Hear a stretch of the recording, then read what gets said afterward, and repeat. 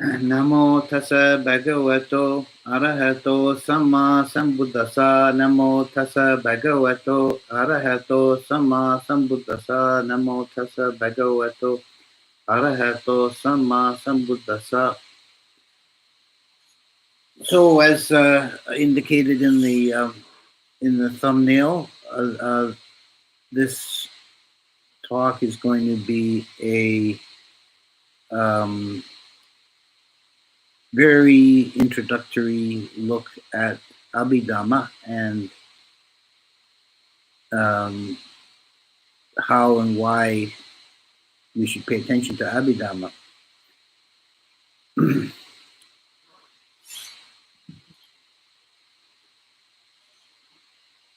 So, first of all, what is Abhidhamma? In a scriptural sense, it's one of the three collections or baskets of scripture. We have the Sutta Pitaka, Vinaya Pitaka, and Abhidhamma Pitaka. Most people are probably first familiar with the suttas, which are the record of the Buddha's discourses, and some other miscellaneous things, but generally it's the record of the Buddhist discourses. The Vinaya Pitaka are the rules and procedures for the bhikkhus, and also is a wealth of historical material, stories about the early establishment of the Sangha. It's the Vinaya Pitaka is the main source for biographical details of the Buddha and the early Sangha. And the third collection is the Abhidhamma Pitaka, which are a collection of 7 treatises that are of a very much more technical, philosophical nature. They're very dry. There's no stories. There's nothing of that sort. They're analytical, looking at the components of body and mind and how they interact and their various associations and combinations.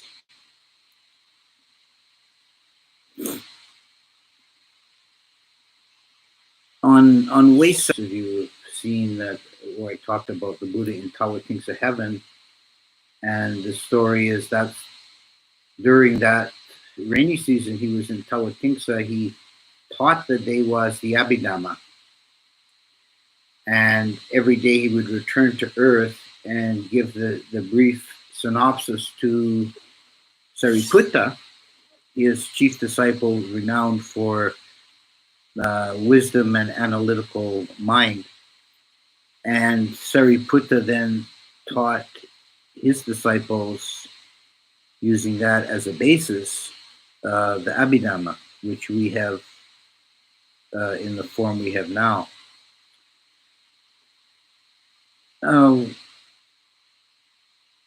Whether we take this story literally or not, it does demonstrate the profound importance that the early tradition put on the Abhidhamma. From a historical critical point of view, it is difficult to say that the Abhidhamma actually dates from the lifetime of the Buddha. And the reason I say this is because we have extant the complete Abhidhamma for Theravada school, of course, but we also have in Chinese translation, we have the Abhidhamma for the Sarvastivada school, and we have partial Abhidhammas surviving from several other early schools. And whereas with the Sutta Pitaka and Vinaya Pitaka, there's quite a bit of agreement across the schools, and we can feel quite confident that they, using that scholarly method of comparing, say, the suttas with the agamas, we can say that they're largely in concurrence, so they must be very old before the schools. They must have originated before the school split, which began about 100 years after the Buddha. But the Abhidhamma is different. The Abhidhamma, or in the other schools, it's Abhidharma because they use Sanskrit. The Abhidhammas and Abhidharmas are quite a bit different and divergent. There's no real one-to-one correspondence. There's some broad agreement in general principles, but details are quite different. So it looks like the Abhidharma or Abhidhamma was developed in the first few centuries after the Buddha and was developed separately by each school, almost as a kind of manifesto. Like each school would take the common material in the suttas as agreed, and then they would extrapolate from that their own doctrines. They would dot the I's and cross the T's and fill in the blanks and work out all the kind of technicalities of understanding how the mind and body works. And this would be expressed in their Abhidhammas. So the Abhidhamma, by its nature, becomes very precise.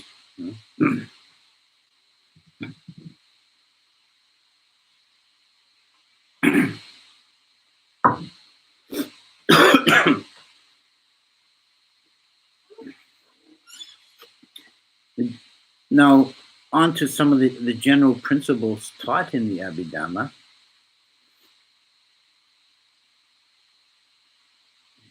The Abhidhamma is a first in the first instance, it's a analysis of reality, in particular from the point of view of a human being, of body and mind, with emphasis generally on mind.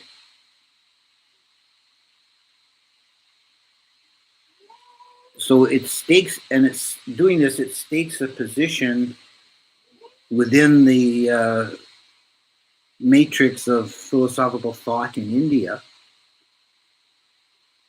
as a kind of middle ground between a radical pluralism and radical monism, and takes a very specific philosophical positions on the nature of reality.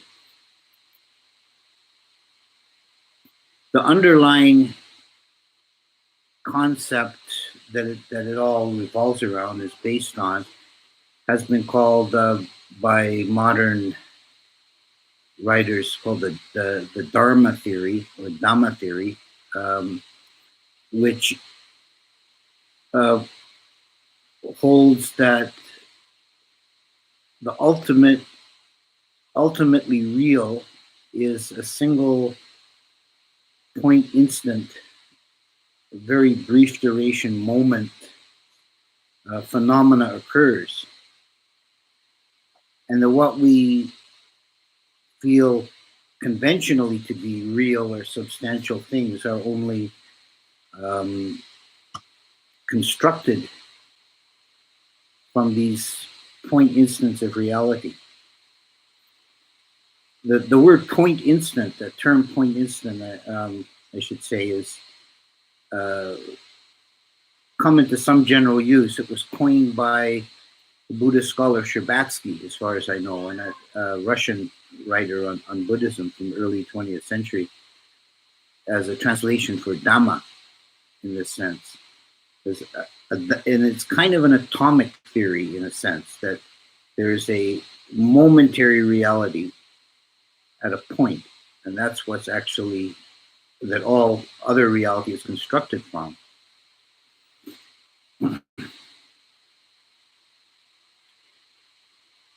But another aspect of this that's very important is that these dhammas or point instants are themselves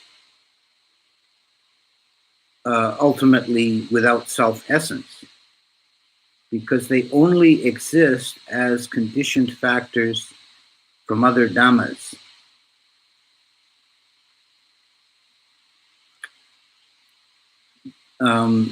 This was a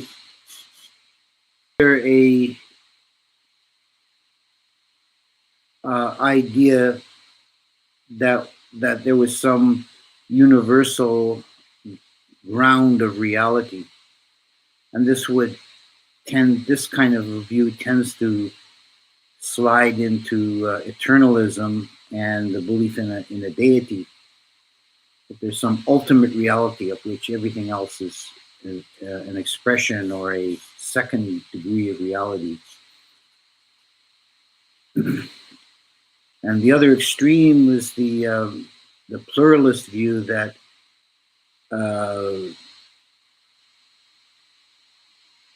that held a kind of atomic materialism, that there are real existence, substance, substantial entities at a microscopic level that interact and create higher levels of being. But they're often tied up with the idea of essence and quality. In Indian terms, the essence of the thing is its svabhava, its own essence. And in the earliest stratum of Abhidhamma, layers of Abhidhamma started to use the term, but in its own peculiar way as a synonym for Dhamma. So what are the Dhammas according to the Buddhist view as found in the Abhidhamma? They are only existed momentarily, so they have no abiding substance. In fact, they have no real substance at all because they only exist because of combinations of other dhammas cause them to come into existence. So you can see them as kind of intersections of forces. That here's a dhamma that exists momentarily for an extraordinarily brief period of time.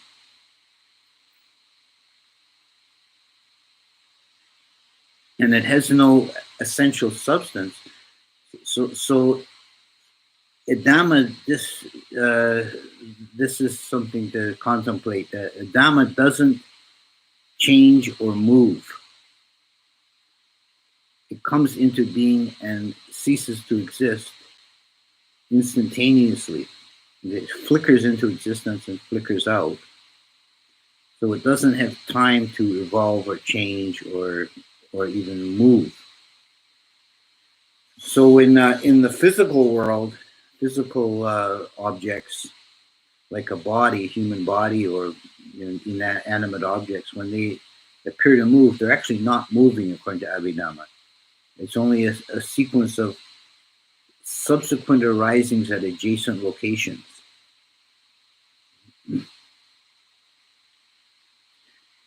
So this idea of momentariness became one of the foundation stones of Abhidhamma thought, and it has its own. There's a whole history of philosophical development and disputes and discussions around how this works. So this is another thing to think about, thinking about Abhidhamma in general, as not to take it as one fixed, cast in stone system of thought settled for all time. It was a living tradition, and it's still people writing and talking and thinking about Abhidhamma today, so you can't say it's even finished. but it was certainly very vibrant in India, and there's constantly layers being added to the Abhidhamma literature as the different generations commented on what previous generations had written. And the nature of these dhammas, for instance, and the nature of momentariness and of time are seen differently between the Theravada and the Sarvastivada. In the Theravada view, as I said, there's no movement or change. Things flicker in and out of existence. And there's a sequence of 3 moments for any Dhamma, which are actually in the ultimate analysis are discrete Dhammas, but there's birth, decay, and death. So Dhammas arise in a sequence, a triple sequence. But each individual Dhamma doesn't change or move. It just exists momentarily. In the Sarvastivada view, and the word Sarvastivada means everything exists, all exists. They have the view that everything exists in all 3 times, past, present, and future. And the Dhammas, curiously, they move backwards through time. So they exist first in the future as a potential. Then they occur in the present, and that's the only moment they can become evident to consciousness. And then, having existed in the present for a moment, they slip into the past, where they become history. They're fixed and disappear into the past. But past, present, and future all exist. And the Dhammas are basically streaming from the future through the present into the past.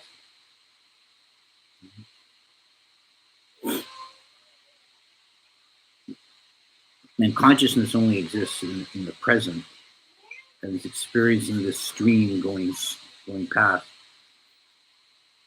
So that's a Sarvastivada interpretation, which the Theravadas criticized as tending towards eternalism, by seeing that things actually exist in all 3 times.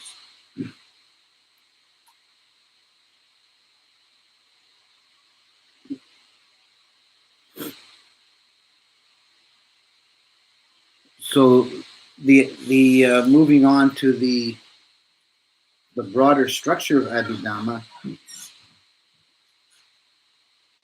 starting with this building block of point instance of reality as momentarily conditioned phenomena that have no essence, they're substantially without self-nature. We can categorize these into various categories, and the first division is in 4 fundamental categories of reality: Rupa, Chitta, Chittasika, and Nibbana. Rupa is form, matter, substance. Chitta and Chittasika are the 2 mental aspects. Chitta is the subjective aspect, the knowing mind.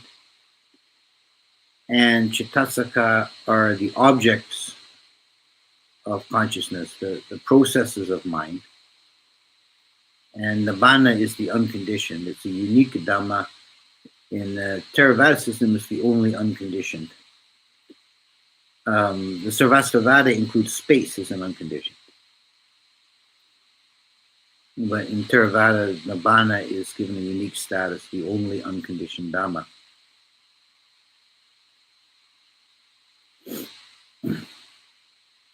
And there's an analysis of each of the, except for Nibbana, the other 3 can be further analyzed into various subcategories. So, matter has 4 great elements: earth, air, fire, water, which are to be considered not as in the conventional sense, we mean earth like the dirt out in the yard. It doesn't mean that. They're qualities of matter. So earth, Patawi, is actually hardness or extension or taking up of space. And apple, water, is flow and viscosity and the forming of shape, because water, by analogy, water flowing into a vessel takes the shape of the vessel. And Vayu, air, is motion. And Tejo, fire, is energy. And various combinations of these make all the substances we find in the world of matter.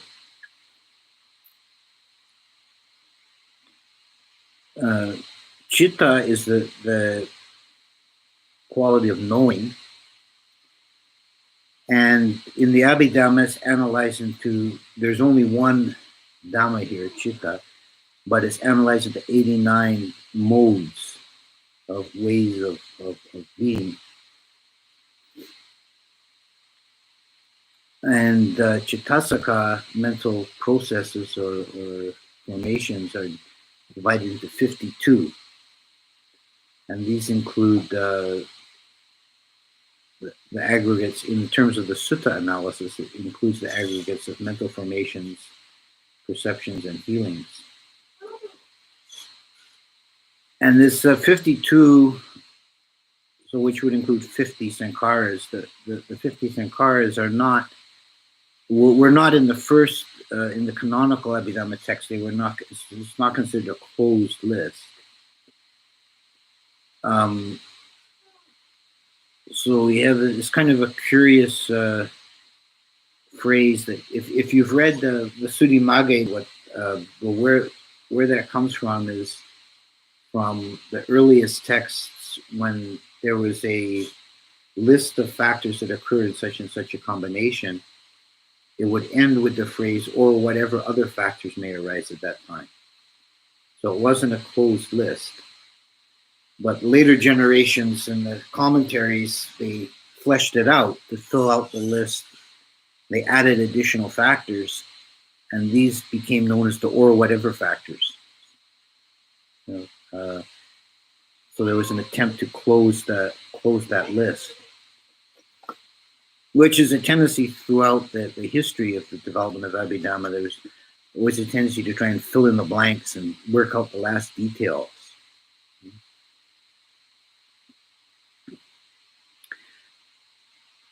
So we divide all of the reality into these various factors, but then the really interesting and important part is a study of the combinations of these factors. Which types of chitta arise at the same time with which chittasakas? And this is where the Abhidhamma becomes a deep psychological treatise. Looking at the nature of mind, different modes of consciousness, and how different factors can and cannot arise in different combinations. And it's all, at first go through on this material, it seems a little baffling, and it's very, very dry and repetitive. But then it starts to make sense and spring out at you when you begin to, or made sense of in a broad brush. You have to bore down into the details of it to make sense of it.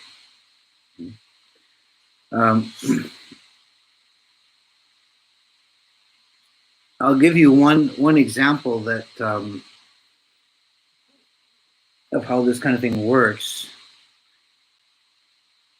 One of the as I said, there's 89 different modes of chitta, and they're cross-referenced in different ways. So you'll have to see in books, you'll see tables made up with cross vertical and horizontal columns to cross-reference things. And one of the ways of classifying chittas is by the ethical quality of the chitta. So they're either skillful or unskillful for active chitta, or profitable or unprofitable for passive chitta. And there's another category of functional, which is just kind of a mechanical operation without ethical import one way or the other. So in terms of karmically active chittas, they're either profitable or skillful or unskillful. Right? They're either making skillful karma or unskillful karma, and you can divide the consciousness moments into those two broad categories. And then each one has a series of chittasakas that may or may not occur in combination with it. And the chittasaka representing unhappy feeling, sadness or grief, domanassa, only occurs in unskillful chitta. Right? So, the implication of that is it's never, the mind that's being skillful is never unhappy. It's either joyful or equanimous, neutral feeling. But sadness, grief, negative feeling only occurs associated with unskillful mind state. So that's an important psychological insight and an important point of Dhamma reflection. And there's little gems like that pop out at you when you start studying Abhidhamma.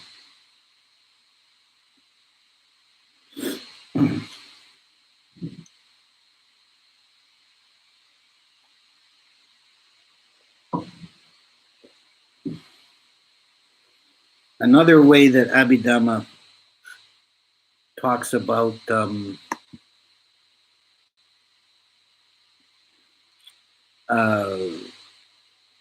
consciousness is in terms of the chitta vritti, the cognitive series, which analyzes the way consciousness takes an object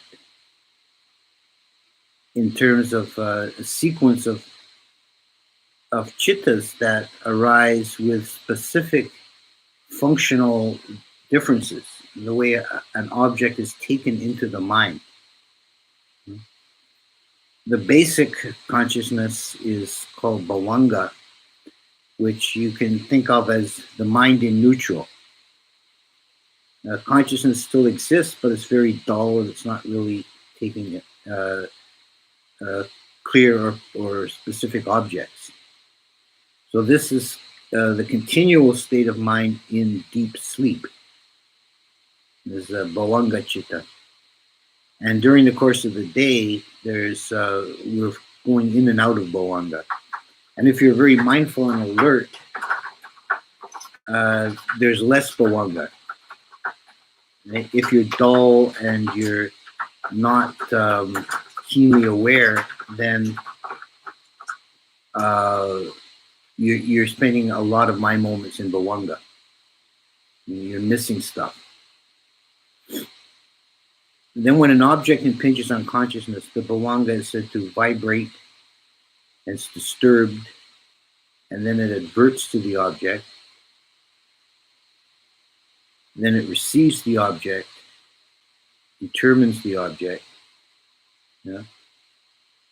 Then there's a sequence of mind moments that are called javana, that are the karmic effective moments when you're making karma. So this is the only moment in the sequence when we could say that what is called free will is operative. It's here. The mind can make an impulsion. This is often translated as impulsion. The word javana has the same root as javelin in English. It's a thrusting or a movement. Right? So the mind jumps out one way or the other in the javana moments, and karma is made. And the final stage is registration consciousness, tadaramana, which is the kind of the final noting, putting away of the object.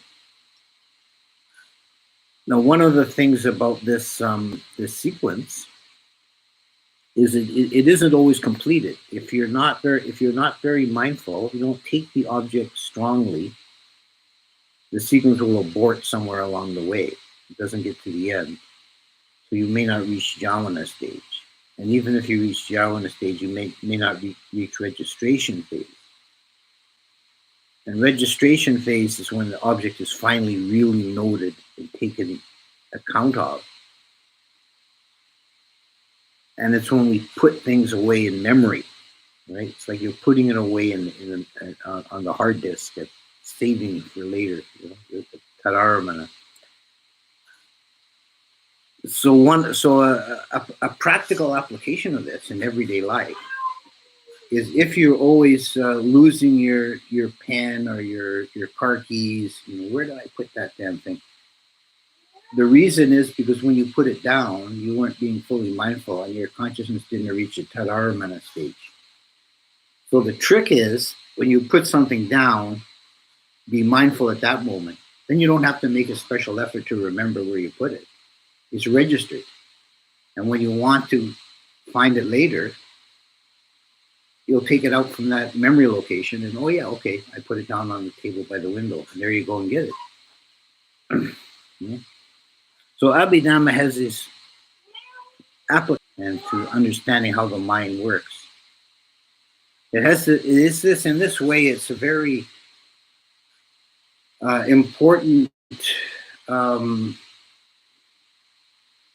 in the history of thought. It's a very important development. It was really the first ever systematic psychology ever developed, and it's still really sound because it was hammered out over centuries by deep thinkers and meditators, which in this kind of a context of development of Abhidhamma, meditation works like a kind of lab work, right? It's an experimental introspection by closely examining the components and constituents of the mind and how they work and what happens and what sequence they arise in and what combinations.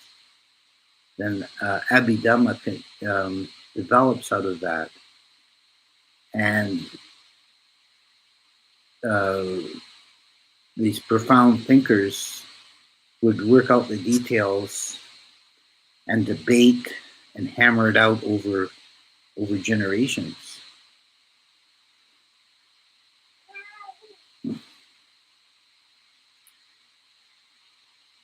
So you can see that the tradition of Abhidhamma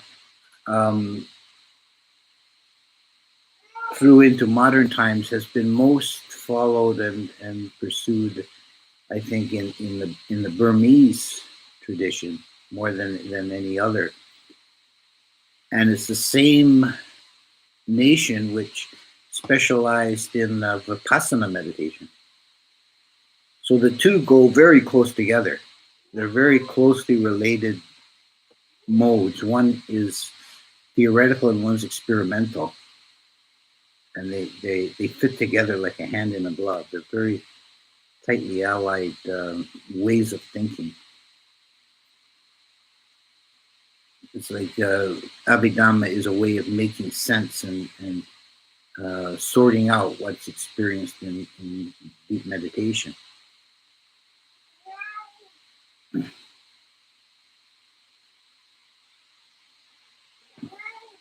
So finally, I'll before I conclude and open it to questions, I'll give a little bit of guidance for if anybody, any of you are interested in pursuing the study of Abhidhamma, where to go.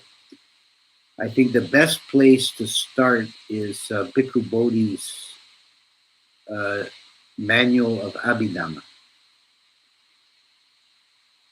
That is his translation of the Abhidhamma Sangaha, which itself is a summary. It's a fairly brief text. There's a late Pali summary of Abhidhamma teachings, and Bhikkhu Bodhi's text includes extensive explanations and commentaries of his own, and it's really very good. It's the best way to make sense of it, get started with it. In the Visuddhimagga, translated as Path of Purification, there's a extensive chapter on Abhidhamma, which is chapter 14. That is also a good introduction. And there's a number of very good modern books. One I would particularly recommend is it's called the Theravada Abhidhamma by Karunadasa. And that book I find is particularly valuable because it does take a historical perspective and discusses the development of doctrines and controversies that arose, and the comparison it's mostly about the Theravada, but it includes considerable comparisons and discussions of other developments like in Sarvastivada. So that's probably the best book to read after you read Bhikkhu Bodhi. If you want to get into the original Abhidhamma texts, they're more difficult to get into, and the translations are often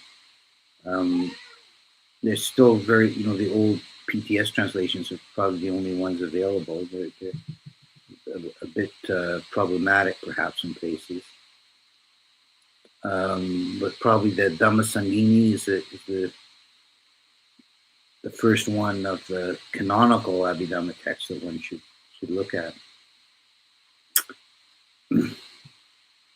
Then there's a whole series of books written by a Thai woman. Actually, I think she was born in Europe, and then she lived most of her life in Thailand. Nina van Gorken, and they're very good. She's very good on explaining Abhidhamma. So that's brief first go round on Abhidhamma, and we can open it up to discussion now.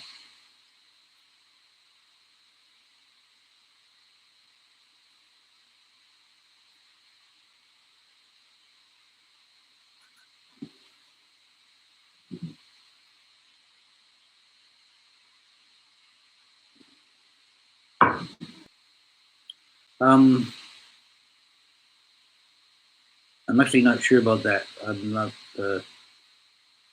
I'm a bit fuzzy about what Tapasara Chitta is. It doesn't ring a bell right now. I probably should know it. Why are so many Theravada teachers negative about Abhidhamma? Do not recommend it. No value in it. Yeah, I don't know. And it's actually not entirely a new thing. There's a whole school of Buddhism in one of the early 18 schools, the Satrantika school, who denied any validity to Abhidhamma at all, said it's not worth bothering with. I don't know. I think sometimes it may arise from different reasons why there's a negative reaction to Abhidhamma. Some of it, I think, in some cases, it arises from a kind of scriptural fundamentalism. I think this is the case with the Sautrantikas, because they said, well, the suttas is what the Buddha said. How can you go add anything to what the Buddha said? This is all just a bunch of speculation. Oh yeah, okay. I'll get back to you, Adil. Yeah, okay.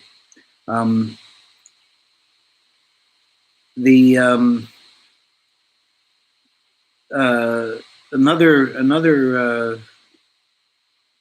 I think negativity towards Abhidhamma is this strain of anti-intellectualism, because know nothingism that some people have a reaction to a kind of scholarly approach as they see it as too nitpicky or autistic, kind of burrowing into details, and they don't, they think it's contrary to having a liberated mind.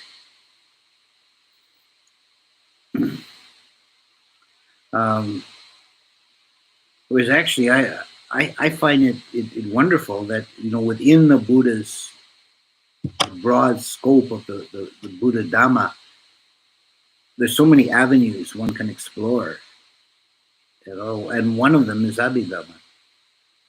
It may not be to everyone's taste. It's okay. There's other avenues one can go down. Okay, Pabhasara Chitta is luminous mind. Yes, thank you. Yeah, I think that Bhavanga Chitta is not the same thing as at all. Bhavanga Chitta is sort of the base level of consciousness, and it's not particularly luminous. It's just mind at rest. Whereas the luminous mind is a chitta that's been freed from obscuring defilements and is able to express that primordial luminous nature. Whereas Bhavanga is not free of defilement, and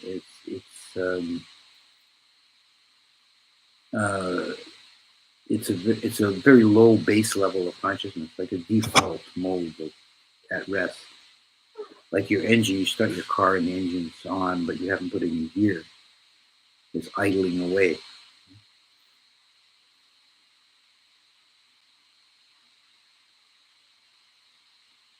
Yeah, how do we use it in a practical way in our meditation? Well,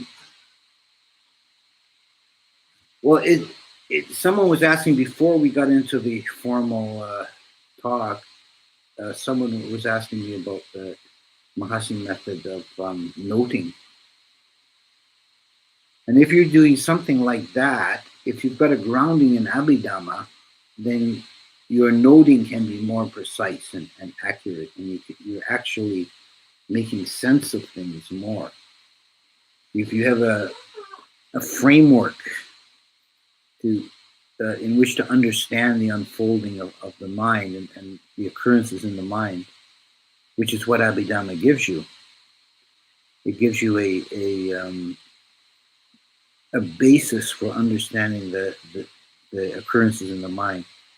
Whereas if we don't have that, if we don't have Abhidhamma, for most of us who had a Western education, we'll probably fall into understanding things through the lens of Western psychology, which is often misleading for meditation, or definitely not as precise or as clear as the Abhidhamma psychology. Do Theravadins have something similar to the word Rigpa?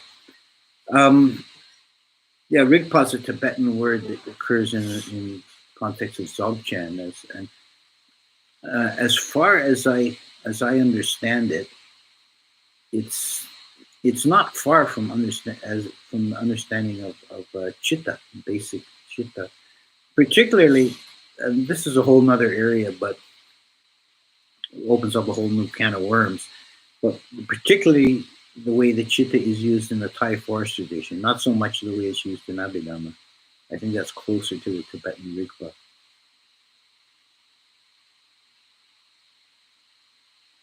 Ajahn, the flicker of Dharma in and out is observable in meditation. Yeah, that's a very, very good question. I think you can get very close to it. The actual occurrence of a single Dhamma is so brief and flickering. I don't think the ordinary mind can possibly perceive it, but you can get close to the close to it. And there are, if the meditation is insight based, and if it gets very peaceful and very um, sharp, there can be phases where it seems very staccato. It seems like a strobe light. You're not seeing reality in the way that we normally do, is sort of analog, right? You're seeing it digital. You're seeing momentary flickers. It's think of the way movies used to be made before. Now it's all, who knows, with the but with the computerized way they do things now, video. But the old spools of film were a sequence of still pictures, right? That would go by the screen. At first, it was 4 times a second. That looked kind of flickery because human consciousness can just barely see something at a quarter of a second. But then they went to a 1/7 of a second, and you don't notice any flicker at all. It looks like smooth action, but it's actually a sequence of still images. And you can get something, a feel in meditation that gets close to that, maybe like the four frame a second movie. Can we perceive the point instant reality? Yeah, I don't think it's really accessible to the ordinary mind. I think if one was a Buddha or an Arahant, it'd be maybe a different question. But it's so brief that we can get somewhat close to it. But I think for most of humanity, it has to remain kind of a theoretical. It's like when you can't see an atom with a bare eye. Can't even see an atom with a microscope. A point instant is such a tiny fraction of reality.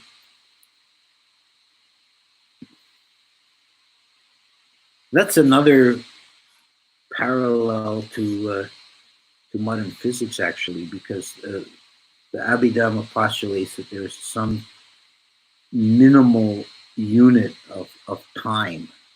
It's a moment. They call it a moment, kana. And there's something in quantum physics that time is not ultimately smooth or analog. There is actually a briefest possible moment of time, that's a Planck instant.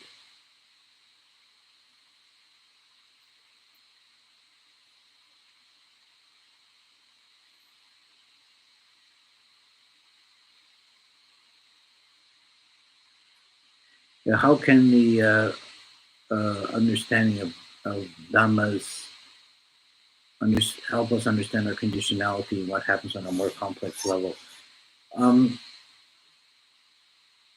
Its value in that way is as an entry into understanding emptiness. Because if you as it says in one of the commentarial Abhidhamma texts, it says something that impermanence emptiness is disguised by the illusion of compactness, meaning that we tend to see things as compact, fixed units. It's a table, a chair, it's a person, there's whatever. Whereas this Abhidhamma way of looking at things is only flickering of point instances. There's no substantiality anywhere. The point instant itself is not substantial. It's only a result of a matrix of other causes that momentarily flickers into evanescent kind of the briefest flash of reality. So if you understand things in that way, it kind of breaks up the sense of substantiality, which is the biggest kind of conceptual block to understanding emptiness and conditionality is this idea of substance. Yes, yeah, wave corpuscular dualism. Yeah, that's so many parallels to physics there.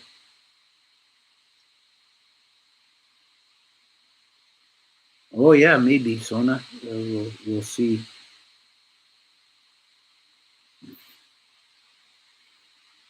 That might be an interesting thing to do.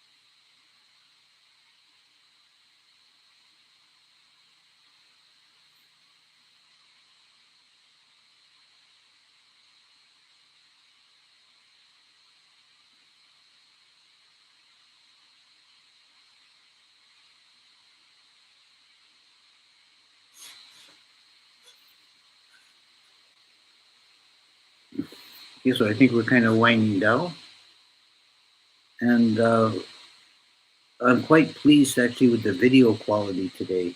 And it's much better than previously, I think. What I did is simple things somebody suggested. I just turned my setup around so that I'm facing into the light.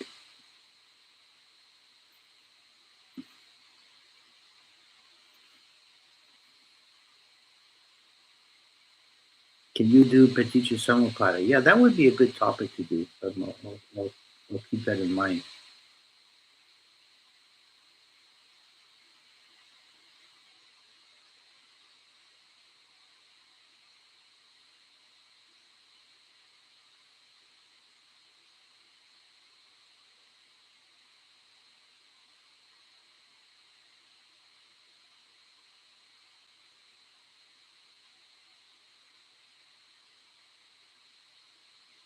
Okay, I think I'll take my leave of you all. Thank you for attending, and I enjoyed it. And we'll see you again next week.